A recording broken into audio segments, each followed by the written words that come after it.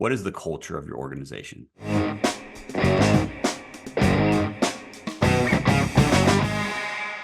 What is the culture of your organization? And so if we're talking about all these changes and the behavior that needs to change, the mindset that needs to change, the action that needs to change, I think it's important to align that with culture. And so how do you build a winning culture? What if we start there? Think about it. When you think about some of the greatest teams on the planet that have ever existed, what makes those teams great? The best teams on the planet could be a real estate team, could be a sports team, could be what, pick a team. The best teams, the greatest teams to ever do it. It is very clear to me what makes those teams great. It's their culture. So let's think about it. Are we talking about a culture of people that are lazy, people that cut corners, people that make excuses? Nope. What are we talking about? A winning culture that encourages personal growth, that encourages excellence, that has high standards, that encourages you to be the best version of yourself each and every day. You see, I believe a strong culture is what separates good from great. And think about it from a team perspective. And this could be for yourself too, right? Maybe you're not on a team, but this still applies. So stay with me here. Strong culture is what separates a good business or a good team from a great one. And I'm telling you, the difference from average to good is like an inch. But the difference between good and great is like 100 miles. It's that big of a difference. It's easy to go from average to good. It's easy to go from brand new to average. Those are easy. Those are an inch gap each. But when you want to go from good to great, we're talking 100-mile leap. It takes time. And what separates those? What is the success of those great teams? I say all the time, success leaves clues. What has their success taught us? They all have a great, strong culture. Now, I think a winning culture and a great culture and a strong culture is sometimes misinterpreted. A great culture, a strong culture isn't a culture of gossip, isn't a culture of, well, everyone's comfortable. A great culture is, hey, we're a family, we love each other, we support each other, but we realize we have shit to do. We got a job to do, and we're going to execute at a high level. That's what winners do. That's what a great culture does. When you think about it, I use this analogy a lot. Like our culture is a ship, right? Maybe you have a canoe. I had a rowboat and a canoe at one point, and there's holes everywhere, and I was the only one with a paddle. But when you bring someone in your canoe, into your boat, are they rowing? Give them a paddle, and everyone that is on the boat needs to be committed to rowing the boat. Are they either rowing the boat, and are they rowing in the right direction, or are we rowing in circles? Or maybe intentionally or unintentionally, are they drilling holes in the boat? What would that look like in a real estate business? Let's say you roll out a new standard that is important for everyone in this marketplace. Because after all, let's say that it's a new standard of activity that is required. Agents, I'm going to break some news to you. Your leader doesn't determine the action that is required. The market does. And your leader has zero influence over that. And so instead of being mad at your leader for those standards, maybe you should look in the mirror and be like, wow, I'm so glad I'm with an organization. I'm in a winning culture. I've got a leader that cares enough to increase the standard so that I can hit my goals that I set out for myself and my family. And I think about like this ship analogy. When you have a winning culture, everyone grabs a paddle and everyone is rowing. And when everyone rows, the boat moves a lot faster. That's how you dominate. And it all starts with culture. So let's talk about winning culture. I'm going to dive into this. A lot of times we think maybe our culture isn't where it needs to be, and it's because of the people that we hired. The reality is there could be some truth to that, but most of the time that's not true. Because most humans, most people want to win. It's like something that we're born with. Think about a kid that's in kindergarten and they're running a race. They're playing tag. They're playing kickball in school. They want to win. We're born with it, right? And so there's very few people that are born without that instinct to win. So more than likely, It's not your team. It's not your approach. Or sorry, it's not your team. It's not the people that you hire. It could be your approach. It could be how you're organizing the team. It could be how you are establishing the culture. And the good news is, if that is the problem, that also means that you can fix it. So I've broken this down in a couple steps. Number one, how do you build a winning culture? You show your team how to win. Most people want to win, but they haven't ever been shown how. In addition to that, I think mindset is important. I've said it for a long time now, is everything starts with mindset. But I've been debating internally, and I've shared it on this show before. I think that equally as important in today's world, and maybe at times even more important than your mindset, is your environment. Because some people have never been in an environment that has allowed them to win. Think about it, whether it's their childhood, whether it's their last workplace, whatever it may be. And I'm not saying let's point the finger. You guys know me, that you've listened to the show. I accept full personal responsibility for everything. And I encourage you to do the same. But let's be real. Not all environments are created equal. And so maybe that person has never been in an environment where they've been shown how to win or that allows them to win. So make sure your business has that. Provide that. Teach your team how to win. Show them how their role, how their efforts will help them win, help them progress, and the team and the company progress. When you invest in the people grow the company. You have to grow people. Like an example is, I'm probably going to butcher this, but like Chick-fil-A. I love Chick-fil-A. I think it's a great restaurant. I think it's great food. But one of the things that really stands out to me in a world of fast food that is just terrible, terrible service. When you go to Chick-fil-A, they're over the top customer service. And I did some research on them on where that comes from. And their CEO shared that we're not a fast food restaurant. We are a human development company. We develop people, we develop leaders, we develop character in people. We just happen to sell chicken. We just happen to be a restaurant, a fast food restaurant. So think about that for a minute. What is the difference in Chick-fil-A service versus a McDonald's service? It's the culture, the leadership, it's the standards. You can have the same people work at both places, and which environment will that person excel in? And I'm not like talking crap on McDonald's. My kids love McDonald's, right? I'm just using that as an example. The service is not the same. It's not created equal. And so it's really important that you invest in your people. Number two, this is simple, right? But establish a set of core values. Winning culture requires winning values, winning principles. And these core values aren't just something you put on the wall. It's not just something that you talk about once a year. You have to understand, you have to believe in your core values. You have to have a definition of what they mean, and you have to share them. You have to hire by them. You have to fire by them. You have to promote by them. You have to, like, the core values are at the fundamental of everything that you do. You congratulate by them. You reprimand by them. You improve and coach by them. Everything is around your core values. So be sure that those are clear and those are not a one-time thing. Most people think a culture is, well, I established core values. They're on the wall. Everyone knows them. How often are you communicating them? I made a commitment. I will talk to someone or multiple people on my team every single day about a core value. It's that important every day. It's so important. Every team meeting, we end with core values. We read a definition of our core values. We ask how that has helped impact someone's life. It's super important. Every winning culture has core values. Number three, create a competitive environment. Competitive environment. And some people may say, well, Matt, that doesn't work. Some of my agents don't like competition. Cool. Maybe they won't make it. If they can't handle a little competition within people that want them to win, how are they going to handle the competitive landscape of the market right now? Now, I'm not saying unhealthy competition, but I'm saying if you had an NFL team, if you're coaching them, what's your goal? To win. And if you don't win, guess what? You don't have a job.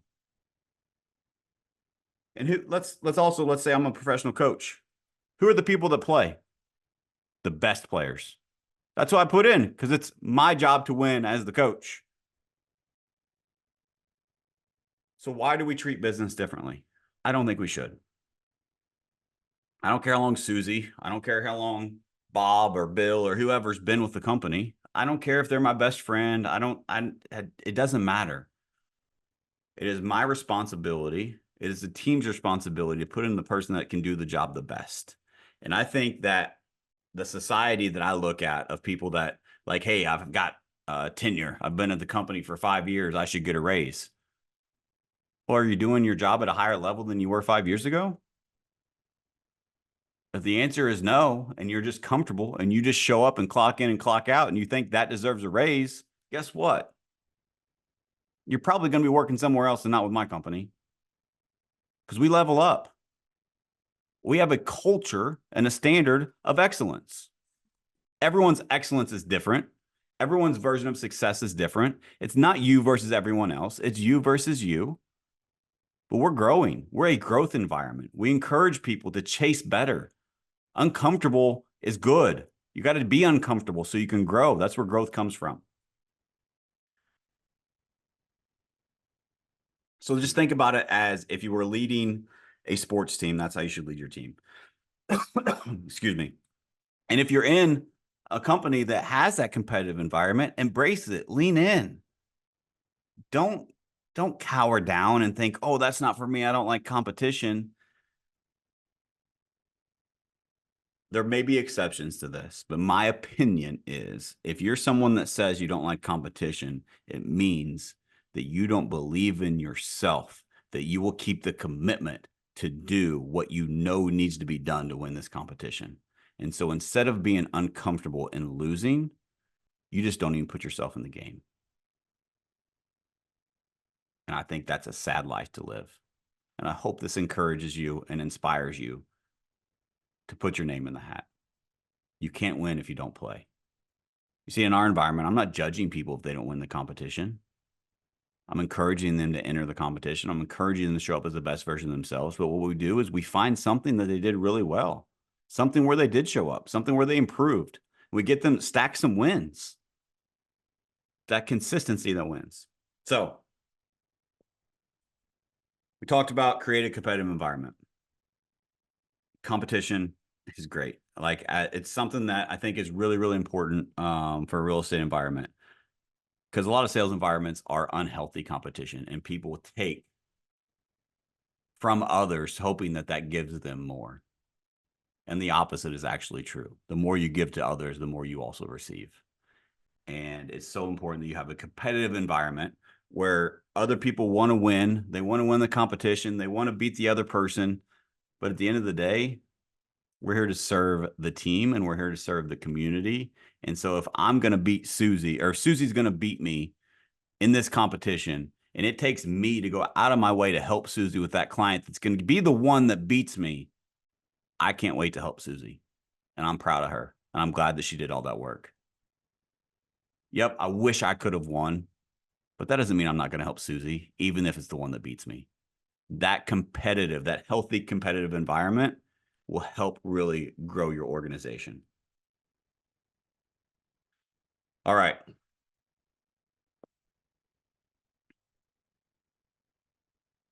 I think I want to give the other perspective. Sorry for the delay. Again, I said I'm brain dumping out here, so I'm thinking out loud. So one of the things that popped in my head as I was speaking through that is I talked about how people maybe expect a raise because they've been in a job for a certain amount of time. I think that's just bullshit. I don't think it's reality. And I think that someone having the mindset, oh, I've been here longer, so I deserve more, is not always accurate. I also think someone saying, hey, if you pay me more, I'll do more, is just the wrong mindset to have. Here's what winners know. And here's what winners do is they do more than what is expected. They show up every day and think, how can I contribute to the growth of the organization?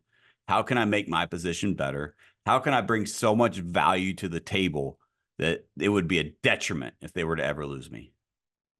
I want to become more valuable, and then I become valued.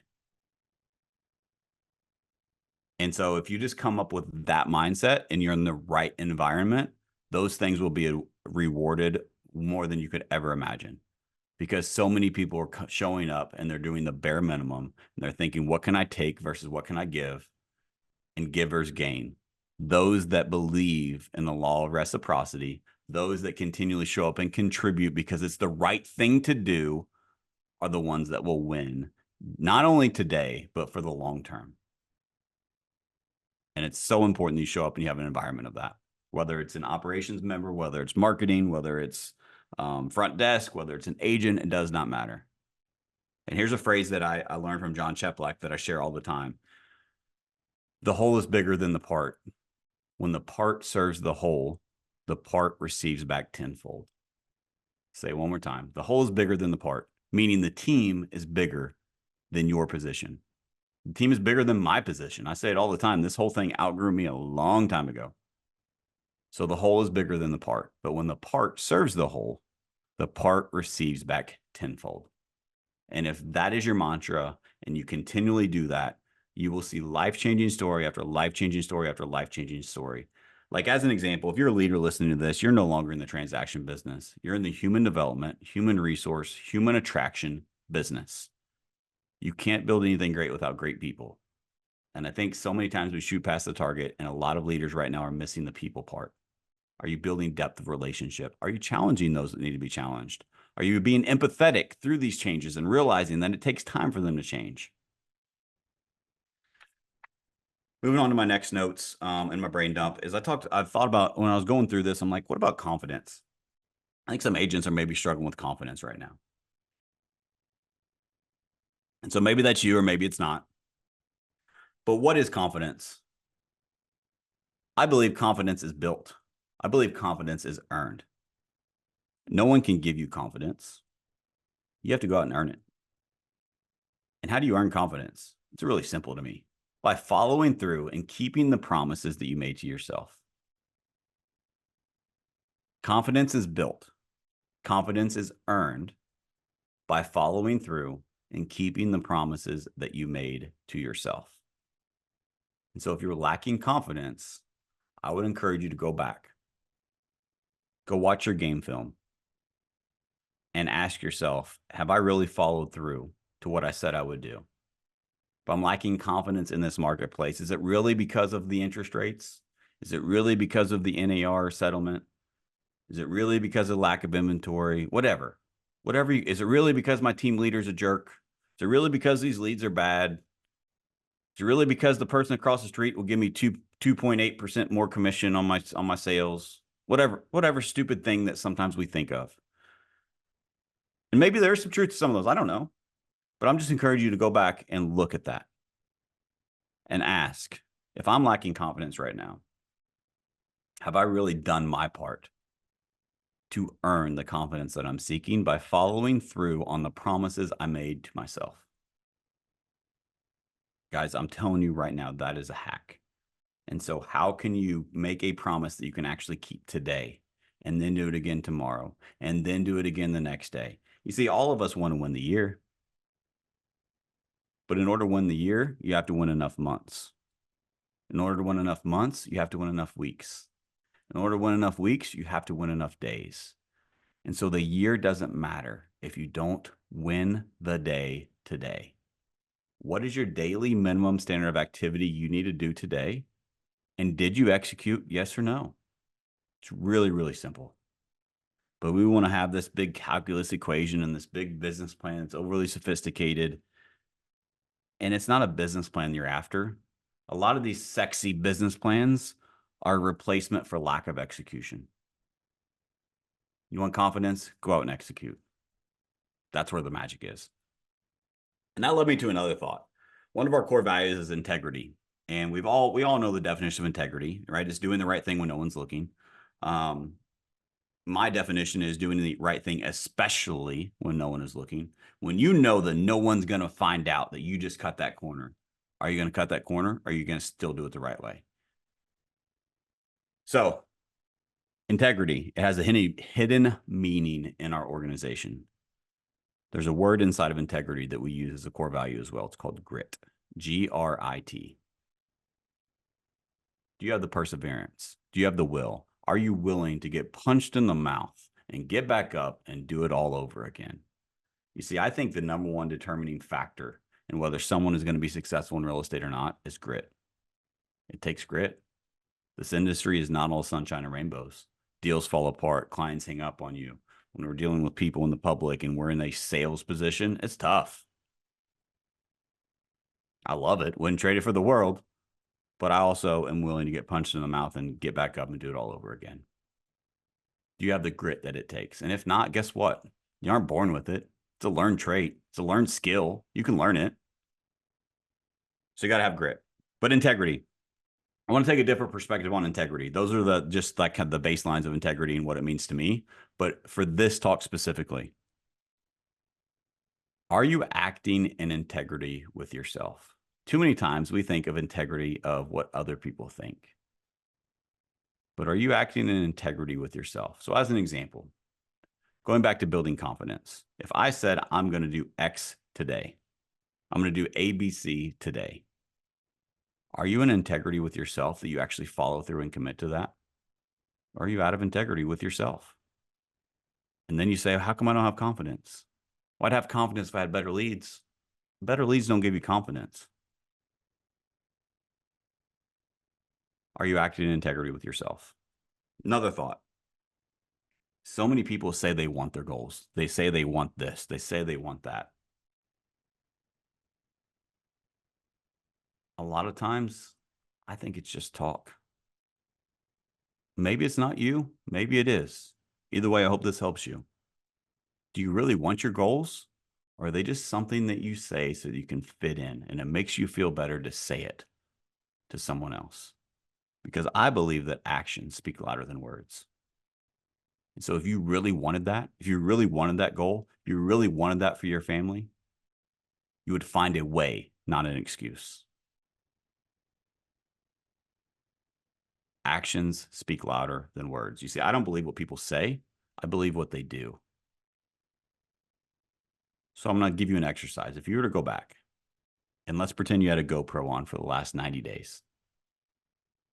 If you were to go back and watch the game film of the actions that you took over the last 90 days, that would actually tell you what your goals are because of the actions you took. I don't care what you say. What did you do? What did you do? What are your goals based upon the actions you took? If a stranger was to analyze and watch the actions you took, would they be in alignment with the goals that you say that you want? When you do that exercise, I believe one or two things will happen for each and every one of you. Number one, and I hope this is true for you, it'll make you so damn proud of yourself for the work you're putting in and day out, and it'll inspire you to keep going because your game film and your goals, they match up perfectly. But there's an option number two. As you're doing this exercise, you may realize there's a gap, but it's okay. There's a gap. Growth is in the gap. We all have gaps. It's cool. Now you're aware of it. What are you going to do about it? You either change your goals or you change your actions. I hope this helps you. I think a lot of people are wishing that the market was easier and you're shooting at the wrong target. I don't want you to wish it was easier. I want you to wish that you became better because nobody can ever take that away from you. And I hope this podcast is just a little bit that helps you become that better today.